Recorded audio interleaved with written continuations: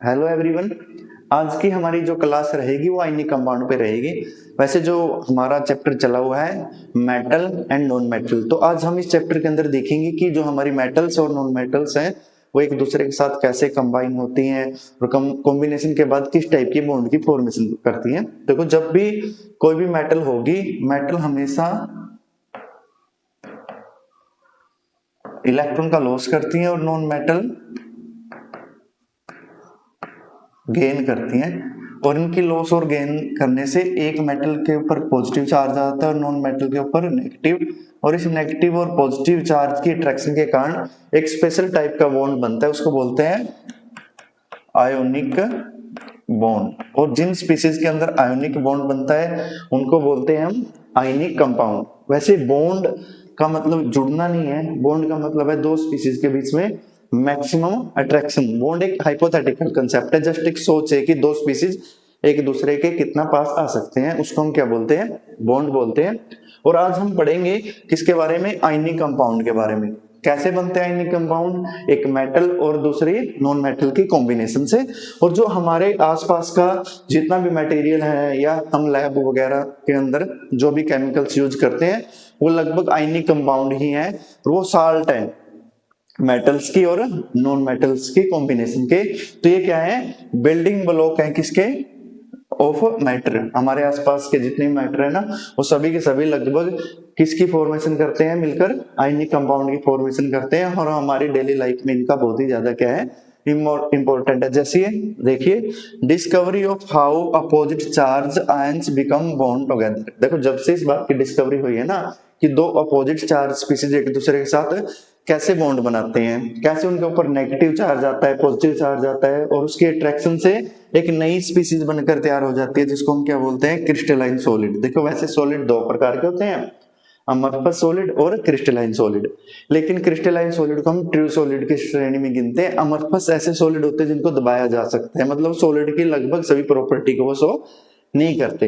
लेकिन क्रिस्टलाइन होते हैं वेल डिफाइंड सॉलिड, जिनकी अपनी एक शेप क्या हो, फिक्स हो, जिनके पार्टिकल्स के अरेंजमेंट क्या हो, प्रॉपर, उनको बोलते हैं क्रिस्टलाइन सॉलिड। और ये हमारे घर के टेबल साल्ट से लेकर और इंडस्ट्री का जितना भी मटेरियल है उन सब के अंदर हम किनको पढ़ते हैं, आयनिक कंपाउंड को। अब आगे देखिए कि कैसे आयनिक कंपाउंड एक दूसरे के साथ क्या करते हैं, रिएक्ट करते हैं। कैसे वो एक दूसरे के साथ किसकी फॉर्मेशन करते हैं, बॉन्ड की फॉर्मेशन करते हैं। अब हम पढ़ेंगे कि मेटल और नॉन मेटल में ऐसी क्या कोई स्पेशल फीचर है कि वो एक दूसरे के साथ क्या होते हैं, कंबाइन होते हैं, और कंबाइन होने के बाद किसकी फॉर्मेशन करते हैं, आयोनिक कंपाउंड की। देखो, कोई भी अगर मेटल है, मान लो हमारे पास यहाँ कोई मेटल है, उसकी आउटर सेल में कुछ इलेक्ट्रॉन्स होंगे, तो सबसे पहले आउटर सेल के इलेक्ट्रॉन्स को हम रिमूव करवाएंगे और एक स्पेशल टाइप की एनर्जी देंगे जिसको बोलते हैं आयोनाइजेशन एनर्जी। आयोनाइजेशन एनर्जी, किसी भी मेटल के जो आउटर सेल के इलेक्ट्रॉन्स उनको रिमूव करवा लेंगे। जैसे सोडियम है, इसको हम सफिशिएंट अमाउंट में आयोनाइजेशन एनर्जी सप्लाई करेंगे और ये अपने इलेक्ट्रॉन्स का लॉस कर कर एक पॉजिटिव चार्ज स्पीसीज बनाएगा जिसको हम क्या बोलते हैं, कैटायन, और अपने इलेक्ट्रॉन्स का क्या कर देगा, ये लॉस करेगा। अब देखो, जो आयोनाइजेशन एनर्जी होती है ये होती क्या है, मान के चलो कोई भी मेटल है, उसकी ये इनर सेल है और ये आउटर सेल है, ये इनर है ये आउटर है, इस सेल का इलेक्ट्रॉन हमें निकालना है। तो आउटर सेल के इलेक्ट्रॉन्स को निकालने के लिए मिनिमम अमाउंट ऑफ एनर्जी को जो हम सप्लाई करते हैं उसको हम क्या बोलते हैं, आयोनाइजेशन एनर्जी। और आयोनाइजेशन एनर्जी हमें चाहिए बिल्कुल मिनिमम, भी ऐसी मेटल हो जो बिल्कुल आसानी से अपने इलेक्ट्रॉन्स का क्या कर ले, लॉस करे। और नॉन मेटल ऐसी हो जो अपने इलेक्ट्रॉन का आसानी से क्या करे, गेन करे, अपने नहीं बाहर के इलेक्ट्रॉन का। मान लो यहाँ से कोई इलेक्ट्रॉन आया, यहाँ क्लोरीन नॉन मेटल है तो ये गेन करेगी, और गेन करने के बाद क्लोरीन के ऊपर कौन सा चार्ज आएगा, नेगेटिव। और अब पॉजिटिव और नेगेटिव स्पीसीज के बीच में अट्रैक्शन होगी, और इस अट्रैक्शन को ही हम क्या बोलते हैं, बॉन्ड बोलते हैं। वैसे बॉन्ड कुछ भी नहीं होता, बॉन्ड का मतलब ऐसे नहीं है, दो चीजें ऐसे नहीं जुड़ेंगी। बॉन्ड का मतलब है कि दो अपोजिट चार्ज स्पीसीज एक दूसरे को कितना अट्रैक्ट कर रही हैं, उसको हम क्या बोलते हैं, बॉन्ड बोलते हैं। देखो, नॉन मेटल इलेक्ट्रॉन्स का गेन करेगी, तो गेन करने के बाद वो बहुत ही हाई अमाउंट में एनर्जी क्या करेगी, रिलीज करेगी, जिसको हम क्या बोलते हैं, गेन एंथैल्पी। और एंथैल्पी वर्ड एनर्जी के लिए ही यूज होता है, लेकिन कब, जब हम एनर्जी के अंदर क्या कर रहे हो, चेंज कर रहे हो, लोग कहीं से एनर्जी को लेकर आ रहे हैं या किसी स्पीसीज को एनर्जी क्या कर रहे हो, सप्लाई कर रहे हो। इस लॉस और गेन से क्या होगा कि जो हमारी मेटल है उसके ऊपर पॉजिटिव चार्ज आएगा और नॉन मेटल के ऊपर नेगेटिव चार्ज आएगा, और इन दोनों की अट्रैक्शन से एक बॉन्ड बनेगा, जिस बॉन्ड को हम क्या बोलते हैं, आयोनिक बॉन्ड। और इस अट्रैक्शन को हम बोलते हैं, एक पॉजिटिव चार्ज स्पीशीज की अट्रैक्शन है, दूसरी नेगेटिव की, तो इसको बोलते हैं इलेक्ट्रोस्टैटिक अट्रैक्शन या इलेक्ट्रोस्टैटिक बॉन्ड बोलते हैं। जब किसके अंदर बनता है, एक मेटल ऐसी हो जो आसानी से इलेक्ट्रॉन का लॉस करे, तो उसकी आयोनाइजेशन एनर्जी क्या हो, मेटल की लो हो, और नॉन मेटल ऐसी हो जो इलेक्ट्रॉन का गेन करने के बाद हाई अमाउंट में एनर्जी रिलीज करे, क्योंकि केमिस्ट्री का रूल है कोई भी स्पीसीज मिनिमम एनर्जी में अपने आप को क्या करेगा, स्टेबल करेगा। तो नॉन मेटल ऐसी हो जो इलेक्ट्रॉन का गेन करे, और गेन करने के बाद हाई अमाउंट में गेन एंथैल्पी को क्या करे, रिलीज करे, वो क्या हो, हाई हो। अब इनके ऊपर अपोजिट चार्ज आएगा, उस अपोजिट चार्ज के अट्रैक्शन के कारण फिर एक स्पेशल टाइप का बॉन्ड बनेगा, उस बॉन्ड को हम कौन सा बॉन्ड बोलेंगे, आयोनिक बॉन्ड। और ऐसे कंपाउंड्स को हम कौन से कंपाउंड्स बोलेंगे, आयोनिक कंपाउंड। तो आयोनिक कंपाउंड कैसे बनते हैं, मेटल और नॉन मेटल्स की अट्रैक्शन के कारण ये बनते हैं। अब देखो ध्यान से भाई, जैसे सोडियम है, ये इसके ऊपर एक ही चार्ज क्यों है, क्योंकि सोडियम की का एटॉमिक नंबर कितना है, 11 है। वैलेंसी क्या लिखोगे इसकी, K सेल में 2 इलेक्ट्रॉन, L में 8 और M में 1। इसकी आउटर सेल में सिर्फ एक ही इलेक्ट्रॉन है। ऐसे ही क्लोरीन ने का ही गेन क्यों किया, कि क्लोरीन का एटॉमिक नंबर कितना है, 17, 2 8 7 या फिर 2 8 7। एटॉमिक नंबर क्या है इसका, 17, इसका क्या है 11। अब देखो जैसे यहाँ पर कितना आया, 7, तो इसको अपना स्टेट कंप्लीट करने के लिए एक ही इलेक्ट्रॉन चाहिए, तो इसलिए एक ही इलेक्ट्रॉन का ये क्या करना पसंद करेगी, गेन, और ये अपने एक ही इलेक्ट्रॉन का क्या करना पसंद करेगा, लॉस।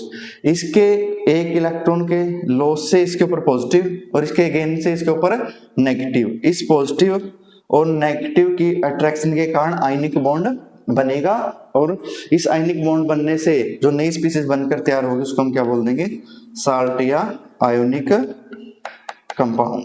अब यहां पर एक लॉस करने के बाद यहाँ इसका भी ऑक्टेट कंप्लीट है, और एक का गेन करने के बाद इसका भी ऑक्टेट यहाँ पर क्या है, कंप्लीट है। जैसे और एग्जांपल ले लेते हैं, जैसे और कोई दूसरा एग्जांपल लेते हैं, जैसे हम बात करें मैग्नीशियम की, इसको हम क्लोरीन के साथ जोड़ना चाहें, तो मैग्नीशियम का एटॉमिक नंबर कितना है, 12। तो इसको हम कैसे लिखेंगे, इसकी इलेक्ट्रॉन कॉन्फ़िगरेशन को लिखेंगे 2 8 2। अब इसके आउटर सेल में कितने इलेक्ट्रॉन है, 2 है, तो ये कितने का लॉस करेगा, 2 इलेक्ट्रॉन्स का लॉस करेगा, और क्या बनाएगा, Mg+2। लेकिन यहाँ पर क्लोरीन तो सिर्फ क्या करती है, एक ही इलेक्ट्रॉन का गेन करेगी, तो इसके ऊपर कौन सा चार्ज आएगा, नेगेटिव। लेकिन जब तक टोटल चार्ज हमारा क्या नहीं होगा, 0 नहीं होगा, तब तक उस स्पीशीज को हम क्या नहीं बोल सकते, स्टेबल नहीं बोल सकते। और केमिस्ट्री का रूल है, स्टेबिलिटी के लिए कुछ भी हो सकता है, अगर अनस्टेबिलिटी हुई तो कुछ भी नहीं होगा। तो इसलिए मैग्नीशियम अकेले क्लोरीन से नहीं जुड़ेगा, हमें कितनी क्लोरीन लेके आनी पड़ेगी, 2। अब 2 क्लोरीन है, तो दोनों क्लोरीन से मैग्नीशियम क्या करेगा, कंबाइन हो जाएगा, और दोनों के साथ क्या शो करेगा, अट्रैक्शन, यहाँ भी अट्रैक्शन शो करेगा और यहाँ भी, और स्पेशल टाइप का कंपाउंड बनाएगा MgCl2, जिसको हम बोलते हैं मैग्नीशियम क्लोराइड, जो एक आयनिक कंपाउंड है। बहुत सारी स्पीशीज हैं जो आयनिक कंपाउंड बनाती हैं, बस उनमें एक मेटल होगी, दूसरी नॉन मेटल, और मेटल कौन सी होगी, जो आसानी से अपने इलेक्ट्रॉन का लॉस कर दे, तो उसकी आयोनाइजेशन एनर्जी लो हो, और नॉन मेटल ऐसी हो जो बहुत इलेक्ट्रॉन का गेन करे लेकिन हाई अमाउंट में एनर्जी को क्या करे, रिलीज करे, तो जिसकी गेन एंथैल्पी क्या हो, हाई। अब दोनों की अट्रैक्शन से एक के ऊपर कौन सा चार्ज आया है, नेगेटिव, यहाँ चार्ज क्या है, पॉजिटिव। दोनों की अट्रैक्शन से बॉन्ड बना है, और जो बॉन्ड की फॉर्मेशन होगी उसको हम बोलते हैं एनर्जी ऑफ फॉर्मेशन। बहुत सारी बुकों में लैटिक्स एंथैल्पी भी लिखा मिलता है, लेकिन 10th क्लास में इतना डिटेल में नहीं जाना।